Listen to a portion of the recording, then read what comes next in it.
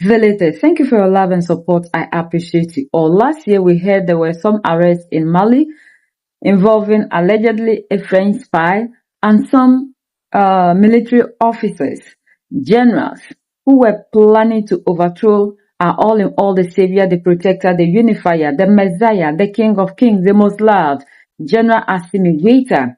Later on, we heard that the French national was sentenced to 20 years in prison with a fine and not to return back to Mali anymore.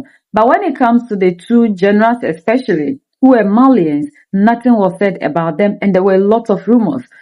So, in an exclusive interview on ORTM, the Attorney General of the Supreme Court, Mamadou Timbo, has come out to clarify the misinformation, because there are lots of information concerning this. People were saying a whole lot of things about why this specific case has been biased, because they were expecting that if the French national will be punished, then it means that the punishment should also be meted out to the Malian nationals as well. But it's like nothing has been said about them. According to the Attorney General, the crime committed by the French national and the Malian military men are separate. They are two different crimes. With the French national, he is a foreigner with external influence. And according to the Attorney General, when they look at the records and look at the investigation, this French spy is linked directly to the TT. But these ones are only accomplices. They committed the crime internally against Mali. Their judgment will come in no time. They are still doing their own investigations, and very soon they will also pass judgment on these other two generals who were also part of the destabilization process. Affaires criminelles qui défraient la chronique et font l'actualité, le procureur général de la Cour suprême, Mamadou Timbo, fait une sortie médiatique pour couper court à la désinformation. Il s'agit de l'affaire du ministère public contre Nema Sagara, Abbas Damile et le français Yann Vézilier. Ce dernier, qui avait été jugé et condamné à 20 ans de réclusion criminelle, a récemment bénéficié de la grâce présidentielle. Dans une interview exclusive accordée à l'ORTM, le procureur général de la Cour suprême explique le pourquoi de la diligence du jugement concernant le ressortissant français et sa teneur à l'échelle internationale. Il clarifie que les procédures pour le jugement des autres, notamment les officiers militaires, avancent bien et connaîtront un dénouement bientôt.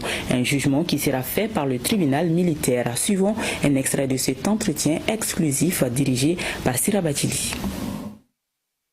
Pourquoi dissocier le cas du français du cas des militaires officiers maliens alors que les mêmes faits reprochés se ressemblent? C'est parce qu'on a tenu compte de la nature des crimes en cause. Pour le cas du français, Jean Vigilier, on a découvert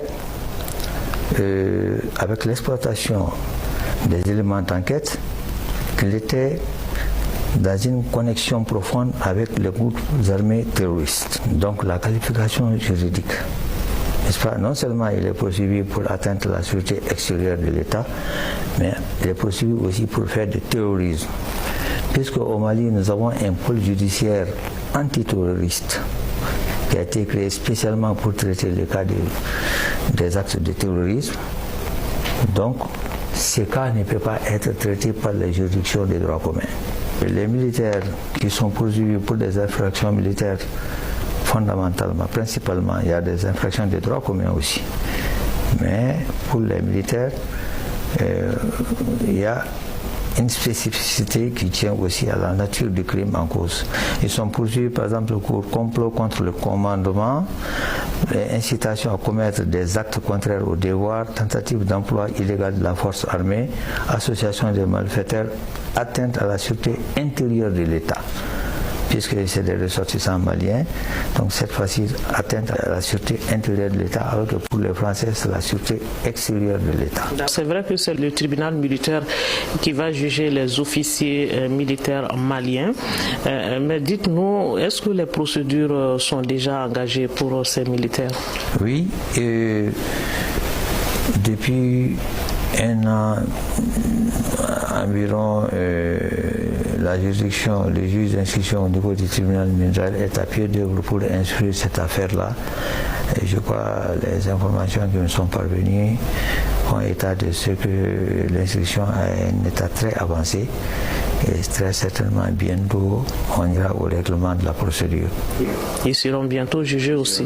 Ils seront bientôt jugés, Inch'Allah. And one thing we need to know as Africans, sometimes when something happens, we need to be patient.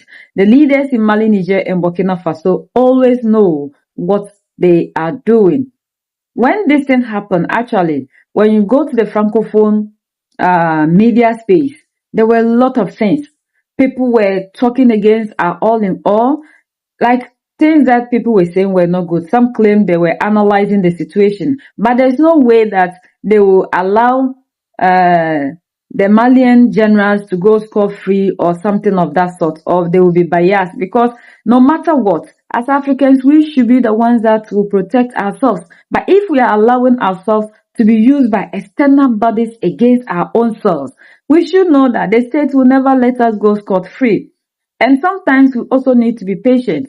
We need to allow our leaders to do the right thing one at a time. Like the man is saying, the crimes are different.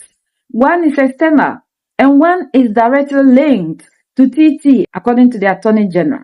But these ones were just accomplices who, knowingly or unknowingly, decided to participate against their own state. So they have to deal with the one that they see is a bigger crime. And then when they are done, they do their own investigation about these ones and make sure that they are also brought to book. I don't know why we are the ones that are always used against our own kind. One ex-French official told us that whenever they are here, theirs is not to participate. Theirs is to give us orders, give us the necessary things that we need so that we carry out anything at all they want us to do on their behalf. Those of you who watched that video, you heard the things that he said. And it's true. It is the African that will always allow himself to be used against himself. We are crying of poverty. We are crying of hardship. And these things, no leader can effectively deal with these things if we, the citizens, are not ready to participate.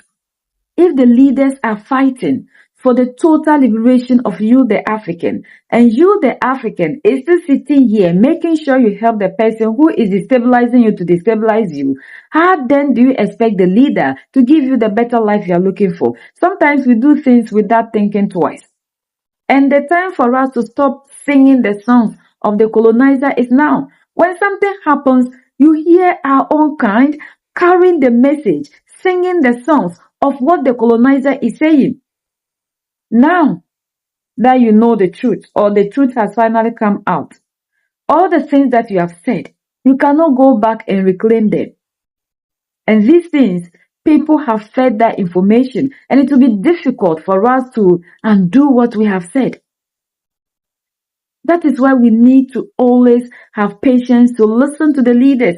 Not that they don't know what they are doing. Like sometimes when you hear some of us who don't understand issues, always want to put things.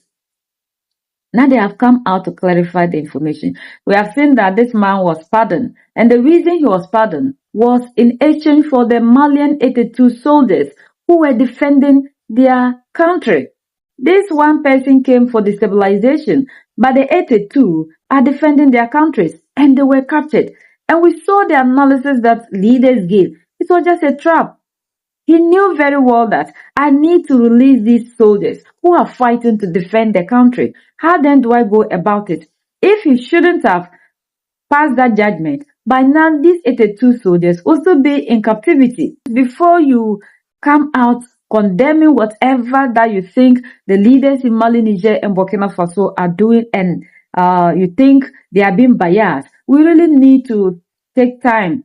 It's like somebody who is on the pitch playing, and you, the one that is sitting outside, will tell the mistakes. Now we know the main reason, and very soon these ones too will also receive their own punishment.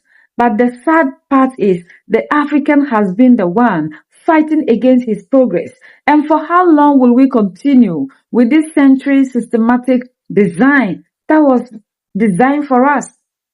It has come to a point that with this information era, Africans must be ready to emancipate themselves for us to believe that this struggle that we are in, we can never get the freedom we are looking for if we ourselves are not ready to free ourselves.